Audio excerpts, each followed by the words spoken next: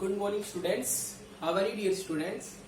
सो बेटा हम ज्योग्राफी का जो लेसन कंटिन्यू कर रहे थे वो था आपका मैन्युफैक्चरिंग इंडस्ट्रीज। सो बेटा हम ऑलरेडी इसके 2-3 टॉपिक करा चुके हैं। आज हम इसका जो डिस्कशन करने वाले हैं वो है contribution of industries to national economy. कहने का मतलब है नेशनल इकोनॉमी में सेकेंडरी सेक्टर का क्या कुछ योगदान है। हमने इससे पहले जो चैप्टर कराया था एग्रीकल्चर का उसमें भी बताया था कि ऑल सेक्टर्स जो है वो बड़े ही इंपॉर्टेंट है, किसी एक सेक्टर की इंपॉर्टेंस ही नहीं है। इन दैट रीजन कंट्रीब्यूशन हर एक का है, हर एक का योगदान अच्छा है, चाहे वो प्राइमरी हो, सेकेंडरी हो या फिर टेरिसरी हो। एवरीवन कंट्री की जीडीपी को ग्रो करने में अपना अपना एक इम्पोर्टेंट पार्ट प्रोवाइड करता है। तो यहाँ पर हम जो अगला जो टॉपिक है वो मैन्युफैक्चरिंग सेक्टर का कंट्रीब्यूशन देख रहे हैं। हमने आपको जो क्लास टाइम में भी बताया था कि जब हम इंडिपेंडेंट हुए उस टाइम पीरियड में क्या सिचुएशन थी और आज क्या सिचुएशन है। तो बेटा सेकेंडरी सेक्टर में ज्यादा बदलाव नहीं हुआ है, लगभग वही है। 20 से 25% आज भी कंट्रीब्यूशन देता है। कौन सा सेक्टर? Manufacturing sector. इसके अलावा सेकेंडरी सेक्टर को ग्रो करने के लिए हमारे कंट्री के अंदर एक इंस्टीट्यूशन को भी सेटअप किया गया जिसको हम NMCC कहते हैं। क्या कहते हैं? NMCC। NMCC मीन्स होता है नेशनल कॉम्पिटिटिवनेस काउंसिल। क्या होता है? National manufacturing competitive council. इसको सेटअप किया गया ताकि जो हमारा ग्रोइंग रेट है इंडस्ट्रीज का उसको हम 12% गेन कर सके, लेकिन ऐसा हो नहीं पाया। एवरी ईयर जो टारगेटेड होता है जो हम गेन कर पाते हैं वो 7, 8 या 9% तक जाते हैं, लेकिन इस टारगेट को गेन करने के लिए ही NMCC को सेटअप किया गया है। ओके, सो आइए let's come to the topic. The desired growth rate for industries is 12%। Industries की जो ग्रोथ रेट हमें चाहिए वो 12% की है, लेकिन ऐसा हो नहीं पाया है। इन द कमिंग डेकेड, आने वाले दशकों में हमने उसका टारगेट रखा है कि 12% हम ग्रोथ रेट रखेंगे इंडस्ट्रीज की, लेकिन ऑलवेज कितना होता है? 8-9% तक होता है, जो हमने अभी आपको बताया। The national manufacturing competitive council that means NMCC इसी टारगेट को गेन करने के लिए ही सेटअप की गई है। Has been set up with this object, इसी उद्देश्य को पूरा करने के लिए government policy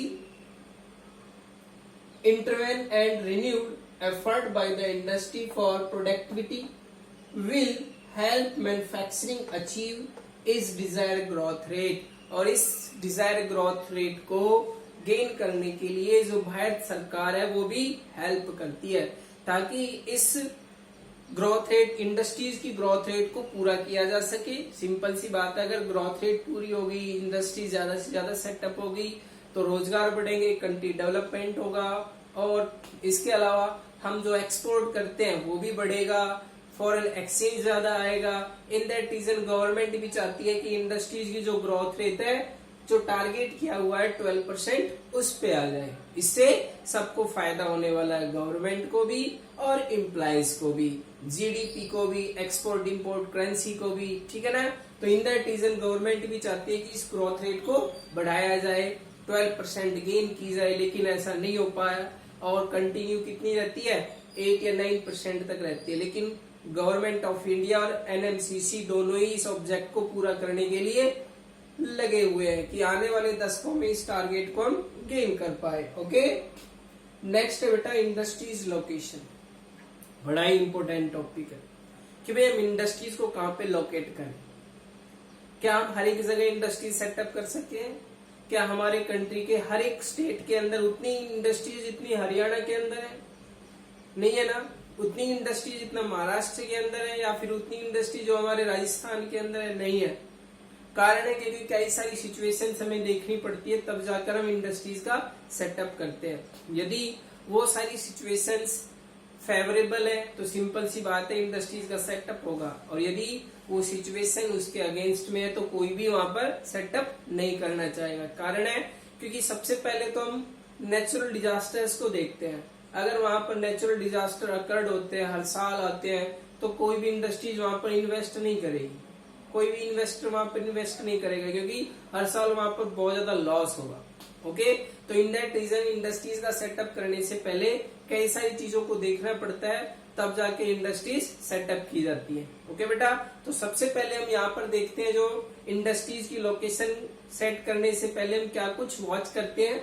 तो सबसे पहला आता है, yes, industries are not found everywhere. जो हमने बताया इंडस्ट्रीज हर जगह मौजूद नहीं है। अगर एवरीवेयर होती तो सिंपल सी बात है, इंटर स्टेट के पीपल्स दूसरे स्टेट में, अनदर स्टेट्स में माइग्रेट क्यों होते, यदि वहां पर ही इंडस्ट्रीज होती। जैसे यूपी बिहार के काफी सारे जो एम्प्लॉइज हैं, काम करने वाले लोग हैं, लेबर क्लास है, वो सब हरियाणा, पंजाब, दिल्ली के अंदर आती है। कारण है क्योंकि वहां पर उतनी इंडस्ट्रीज का सेटअप नहीं है। They are located at certain places only where they get favourable condition.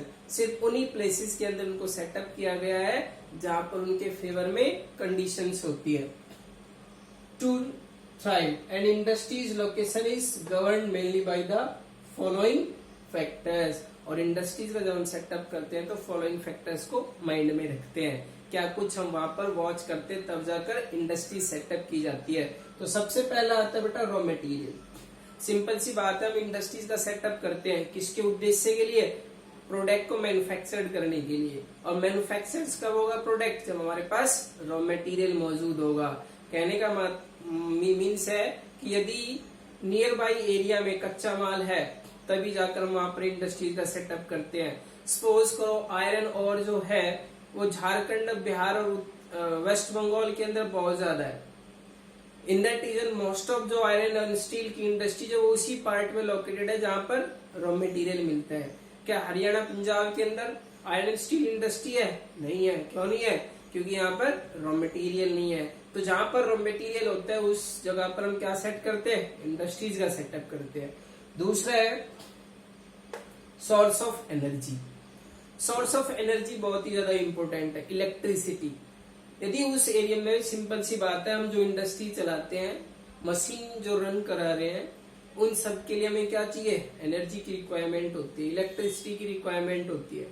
और वहां पर इलेक्ट्रिसिटी है नहीं उस एरिया के अंदर। जैसे राजस्थान का मान लीजिए जैसलमेर, बाड़मेर है, उस जोन के अंदर क्या इंडस्ट्री सेटअप की जा सकती है? नहीं की जा सकती। क्यों नहीं की जा सकती? क्योंकि उसमें कई सारी सिचुएशंस इंडस्ट्रीज के अगेंस्ट में होती है। इन दैट रीजन वहां पर इंडस्ट्रीज को सेटअप नहीं कर सकते हैं। ओके, नेक्स्ट आता है बेटा सोर्स ऑफ वाटर।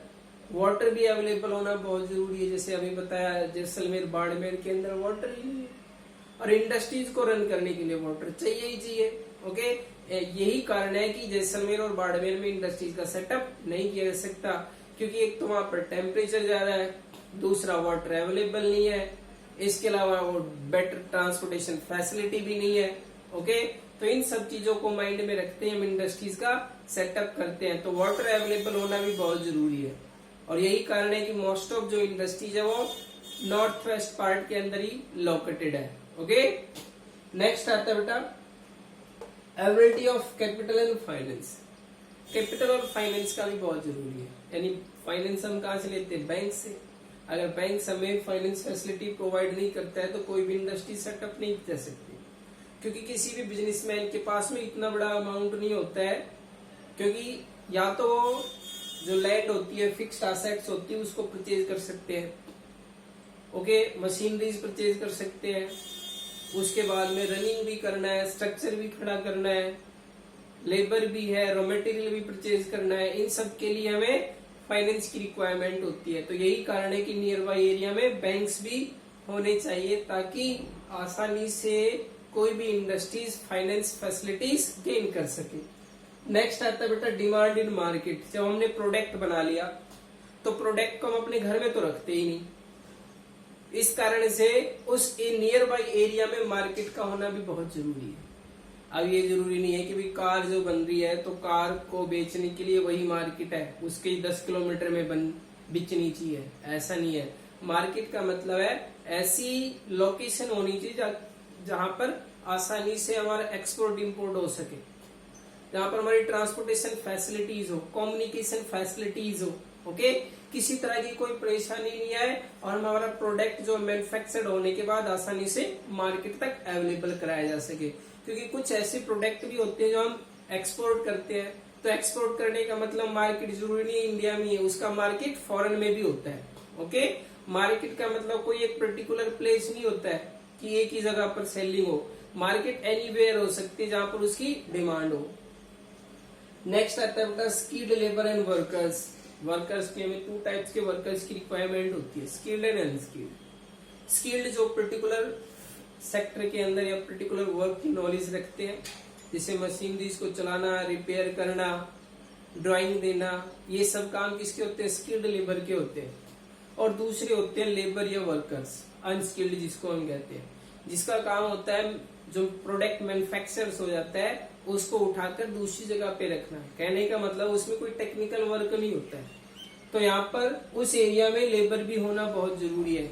और लेबर सिंपल सी बात है, हम उसी एरिया में इंडस्ट्रीज को सेटअप करते हैं जहां पर या तो उसी स्टेट में लेबर हो या फिर नियर बाई स्टेट से माइग्रेट होके आ सके। ओके, आया समझ में? ये 6th फैक्टर था। नंबर 7 है बैंकिंग एंड इंश्योरेंस फैसिलिटी, जो हमने अभी बताया।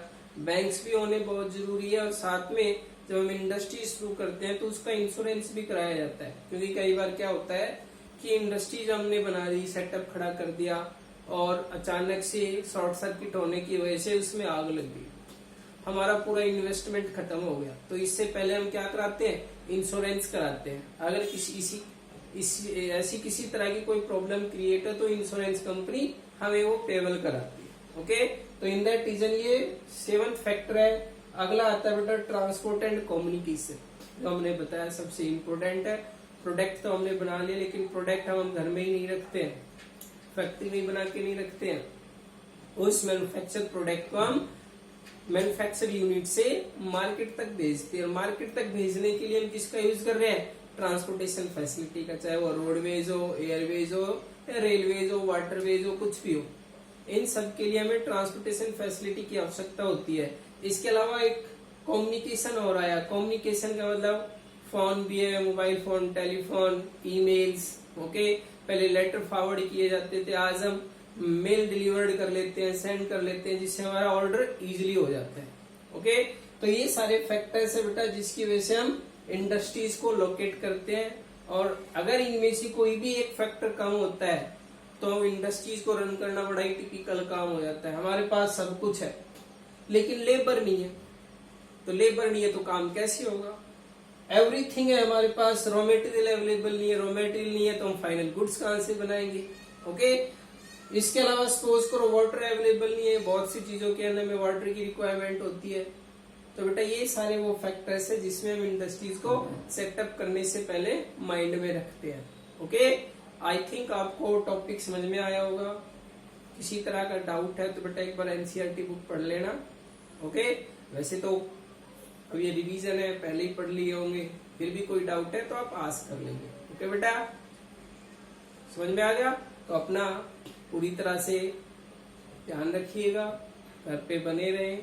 अभी बाहर निकलने की आवश्यकता नहीं है क्योंकि डे टू डे जो सिचुएशन है और भी वर्ष होती हुई चली जा रही है। और ऐसी सिचुएशन में बाहर निकलने का मतलब है हम उस बीमारी को न्योता दे रहे हैं। सो अपने घर के अंदर अपने पेरेंट्स के साथ बने रहें, सुरक्षित रहें। Thank you.